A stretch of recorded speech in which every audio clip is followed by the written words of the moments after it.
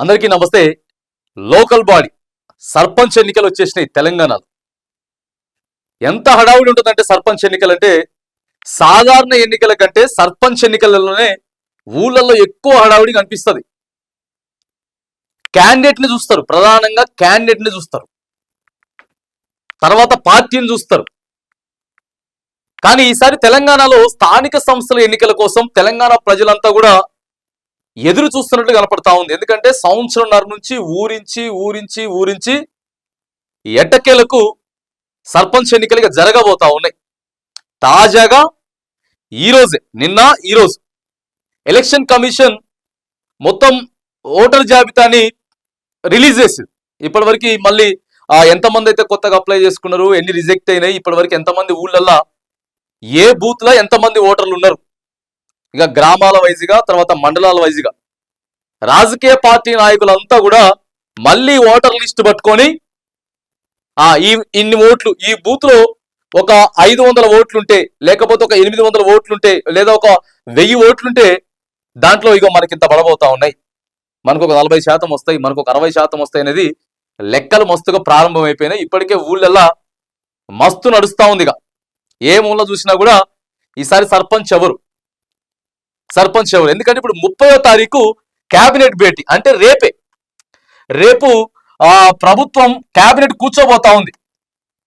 Cabinet భేటీలో కీలకమైనటువంటి అంశాలు ఏంటంటే 42 రిజర్వేషన్, 42% బీసీ రిజర్వేషన్ ఏదైతే ఉందో ఈ రిజర్వేషన్ కి సంబంధించినటువంటి అంశం రేపు ఆగస్టు 30న ఇది జరగబోతా ఉంది. కాబట్టి ఇక దీని మీదనే బేస్ కాబోతా ఉంది. రేపు క్యాబినెట్ మీటింగ్ లో ఏ నిర్ణయం తీసుకోబోతా ఉన్నారు, ఎందుకంటే మేము ప్రతిపాదించినాం, ఇక్కడ నుంచి వెళ్ళి పంపించినాం, కానీ అక్కడ మాకు రాష్ట్రపతి నుంచి ఆమోదం రాలేదు, ఆర్డినెన్స్ కూడా చేసినాం కానీ రాలేదు. కాబట్టి మరి పార్టీ పరంగా చేయబోతా ఉందా? అధికారంలో ఉన్నటువంటి కాంగ్రెస్ ప్రభుత్వం 42% పార్టీ పరంగా చేస్తే ఖచ్చితంగా ప్రతిపక్షాలు కూడా చేయాల్సిందే. అది రేపు ఈ టైం వరకు డిసైడ్ కాబోతా ఉంది. ఎన్నికల సంఘం కూడా ఇప్పటికే ఓటర్ లిస్ట్ ప్రకటించేసింది. ఇక ఎవరికి వాళ్ళు ఫుల్ ప్రిపరేషన్ లో అనమాట. ప్రభుత్వం మేము రేషన్ కార్డులు ఇచ్చినాం, ఇందిరమ్మ ఇండ్లు ఇచ్చినాం, ఫ్రీ బస్ ఇచ్చినాం, తర్వాత కరెంట్ ఇచ్చినాం, తర్వాత గ్యాస్ ఇచ్చినాం అనే దాంతో పాటు కాళేశ్వరాన్ని చూసినావా ఎట్లా ఆగమాగం చేసిరో. కాళేశ్వరాన్ని ప్రధానంగా ఇక కేసీఆర్ ని బీఆర్ఎస్ ని టార్గెట్ చేసుకునే దానికి కాళేశ్వరాన్ని ఈసారి మరి ప్రభుత్వం మాత్రానికి పక్కా అస్త్రంగా దాన్నే మార్చబోతా ఉంది. ఇటు సంక్షేమ పథకాలు ఇచ్చినామని చెప్పడం, ఆ తర్వాత కాళేశ్వరం కమిషన్. ఇక బీఆర్ఎస్ కూడా ఫుల్ ప్రిపరేషన్ లో ఉన్నది. ఇప్పటికే ఆ నాయకులంతా కూడా గ్రామాల్లోకి పోవడం మొదలు పెట్టిండ్రు. వాడు మావోడు, వీడు మావోడే, గిట్లా ప్రభుత్వం అంతా కూడా ఆగం చేసింది. తెలంగాణ ఇప్పుడు మొత్తం అప్పులో ఊబిలో నెట్టేసిండ్రు. వీళ్ళు ఇచ్చింది లేదు, 420 హామీలు అని చెప్పిండ్రు, 6 గ్యారంటీలు అని చెప్పిండ్రు, ఏమైపోయినాయి అని చెప్పేసి ఇక బీఆర్ఎస్ కూడా ప్రజలలోకి సిద్ధమైపోతా ఉంది. లోకల్ బాడీ ఎవరికి వాళ్ళే మచ్చిక చేసుకునేటటువంటి ప్రయత్నం చేయబోతా ఉంటే, ఇక ప్రతిపక్షంలో ఉన్నటువంటి బీజేపీ కూడా వాళ్ళిద్దరి వల్ల ఏం కాదు, వీళ్ళిద్దరే తెలంగాణని సర్వనాశనం పట్టించారు, కేవలం మాతోనే అవుతుంది, ఇదంతా మాతోనే సాధ్యం అవుతుంది అని చెప్పి బీజేపీ కూడా ప్రజల్లోకి పోబోతా ఉంది.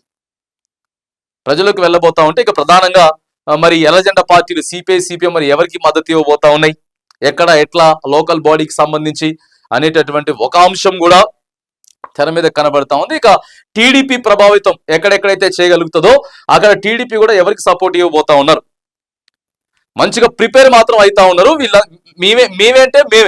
మేమే కానీ ఈసారి తెలంగాణ ఓటర్ చాలా డిఫరెంట్ గా ఉన్నారు.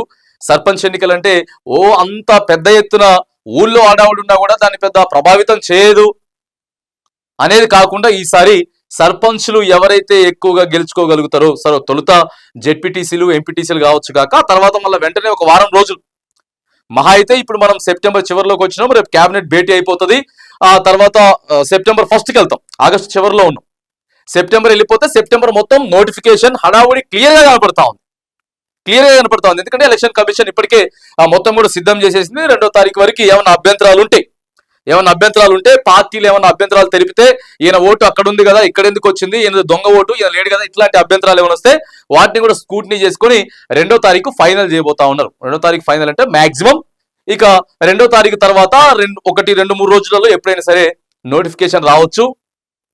సో చివరి వరకు జెడ్పీటీసీలు ఎంపీటీసీలు అయిపోతాయి. ఆ తర్వాత మళ్ళీ వెంటనే అవసరమైతే అక్టోబర్ 1st వీక్ లోనే సర్పంచ్ ఎన్నికలు కూడా పెట్టబోతా ఉన్నారు. అంటే దాదాపుగా ఒక 40 నుంచి 45 రోజులు మాత్రానికి ఎలక్షన్ కోడ్ ఉండబోతా ఉంది. తర్వాత ఎలక్షన్ అడావిడి కాబోతా ఉంటే మాత్రానికి ఏ నాయకుడికి ఆ నాయకుడే, ఎవరు సర్పంచ్ గా నిలబడాలనుకుంటా ఉన్నారు, ఎవరు జెడ్పీటీసీ, ఎవరు ఎంపీటీసీ, తర్వాత పార్టీ వైజ్ గా అక్కడ ఉన్నటువంటి ఎమ్మెల్యేలు, ఎవరైతే లీడింగ్ లో ఉన్నారో ఎమ్మెల్యేలు, తర్వాత మాజీ ఎమ్మెల్యేలు, ఎవరికి వాళ్ళు మాత్రానికి చాలా మంచిగా పోటాపోటీగా ఉన్నారు. పోటాపోటీగా ఉన్నారు. మరి తెలంగాణ ప్రజలు ఏం డిసైడ్ చేయబోతా ఉన్నారు, ఈసారి తీర్పు ఎలా ఉండబోతా ఉంది, ఇది మళ్ళీ రాబోయేటటువంటి 2028లో సార్వత్రిక ఎన్నికల మీద కూడా ప్రభావం ఖచ్చితంగా చూపించడంతో పాటు ఇప్పటికే బీఆర్ఎస్ కూడా ఏం చెప్తా ఉందంటే 4 నియోజకవర్గాల్లో జూబ్లీహిల్స్ కాకుండా 4 నియోజకవర్గాల్లో మాత్రానికి ఉప ఎన్నిక పక్కా వస్తుంది. ఇప్పటికే భద్రాచలంలో ఉప ఎన్నిక వస్తుందని చెప్పి బీఆర్ఎస్ చెప్తుంది.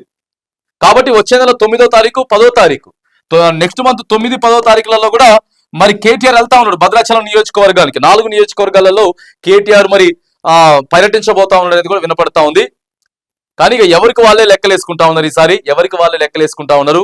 ఉన్నటువంటి సర్పంచ్ స్థానాలలో మరి ఎవరు ఎక్కువ మెజారిటీ రాబోతా ఉంది అనేది మాత్రానికి తెలంగాణలో మాత్రానికి చాలా అంటే చాలా సస్పెన్స్ గా మారింది. చాలా ట్విస్టులు కూడా జరగబోతా ఉన్నాయని చెప్తా ఉన్నారు. ఈసారి ట్విస్టులు జరగబోతా ఉన్నాయి. ప్రజలు మాత్రానికి ఖచ్చితంగా ఈ ఎన్నికల కోసమే వెయిట్ చేస్తా ఉన్నారు. కాబట్టి మరి బ్యాలెట్ లో ఎలాంటి నిర్ణయం ప్రజలు తీసుకోబోతా ఉన్నారు అనేది మాత్రానికి